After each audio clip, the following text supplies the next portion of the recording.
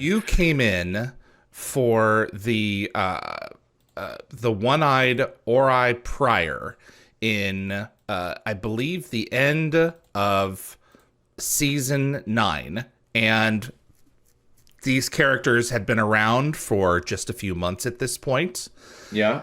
Tell me about this role. And first, I must know, was he one-eyed in the script, or was this something discovered through the makeup process? Yeah. When I auditioned, I did not know he was one-eyed, and until I was cast, and then I was sent to the studio where they do all the extra makeup stuff, and that was a new experience for me too, because they completely cover your entire face except they leave enough room for you to breathe through your nose. And apparently some people like freak right out, after like 30 seconds or take it off, but it was interesting because the stuff goes on and it's nice and warm and then it sets and then they make the mold for your makeup from that. Is this Todd Masters' team? Yeah, yeah. Wow, he's brilliant. Oh yeah, and yeah. So when we did that, it was interesting, and then they made all the different pieces that had to be put on, plus the big eye patch, I guess you'll call it. But yeah, so if we had a 7 a.m. call, I'd have to be there like at 5 a.m. And at that point, Starbucks isn't even open. You couldn't even get a coffee on your way in. But it was interesting. You could almost fall asleep in the makeup chair because you don't move while they're doing it. Wow. So So you went in for an original sculpting of your head, I'm yes, guessing? How yeah. long did that, tell us about that, how long did that take? Like you said, a lot of people wig out. They can't do it. Yeah, they said, for it to completely set, and I don't know, I couldn't tell what they were doing on the outside because it's covering everything but your nose hole. So they said it takes, it starts to set almost right away, but to completely set takes about 20 minutes. So, and then you're laying back in a chair with this on your head, breathing through your nose. So you always hope you don't have allergies or you're kind of toast You there, have to start all over. Oh my God. Yeah, I know. And he's really nice. He would come in and say, "How you doing?" So Like peanuts. yeah. The only thing I thought would have been fun after, and I said that to him, I said, when you've got that on your face and somebody's had it on for 10 minutes, you should start up a chainsaw. And I think that would make everybody think this is how they get them off, you know?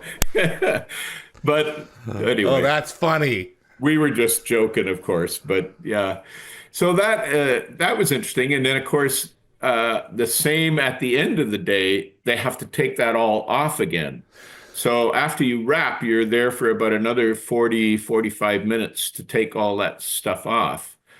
And that's the part I didn't like because a lot of the compound that they take it off with is rubbing alcohol, and yeah, it would leave your skin kind of tingly, burny sort of stuff. Now, my understanding is it's a completely different process. But like you say, that was 20 20 years. odd years ago. So but it was definitely an experience. There was funny stuff that happened as a result of all that makeup. That's for sure. Absolutely. What was it? Do you recall the impression that you got when you saw his makeup completed for the first time? What was your reaction to seeing that thing through one Well, eye, as it were? And yeah. did it give you any insight into the character? Yeah, well, first of all, the other thing, because I've almost always either had some kind of beard or mustache or whatever, facial hair. And of course, I had to shave everything off for that. And I hadn't done that for probably, I don't know, 8 or 10 years before that. So that felt weird right off the bat.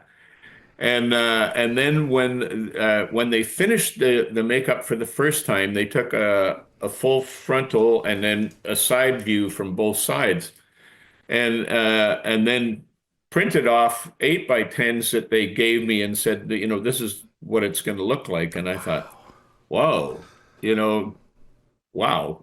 So Yeah. But the thing that I liked about it, the way the scripting was for the prior, it was not like regular dialogue. It had that more kind of biblical overtone.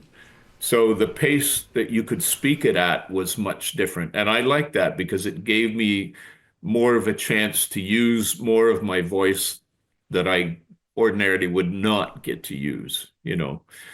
So yeah, it was different. And of course, the whole prior outfit and everything. The staff, I've got one. I've got one. I don't Oh know if you yeah. can see it, but I've got one Yes, I over can. here. Yes, I can. Yeah. So Yeah, that thing's heavy. You feel yeah. like Moses. Well, yes. I guess the trickiest part was, when I got all that on, of course, then I could not see out of the eye that was covered with that. But before we would start shooting whatever scene it was, there was a woman there. I can't remember her name now. She was so nice. And she would come in and put the lens in my other eye. And then out of that eye, I could just see light, a little bit of light. And in some of the scenes we shot with the prior, we were in a dark space. And You're effectively blind. effectively blind. I mean, that part was interesting because there was always one of the ADs would come and when we do the blocking and they'd take hold of my arm, usually my left arm, because I'd had the staff in my right hand. And they'd say, okay, we're going to take 3 steps forward, and then you're going to turn a half step to the left, and now 2 steps forward and then start your dialogue. So, Like a tape recorder, because you can't Yeah. reference it. It had better be in there. yeah, exactly. And so that's what we would do. And even when I was like elevated on a balcony or whatever, addressing the throngs below, I couldn't see any of the throngs.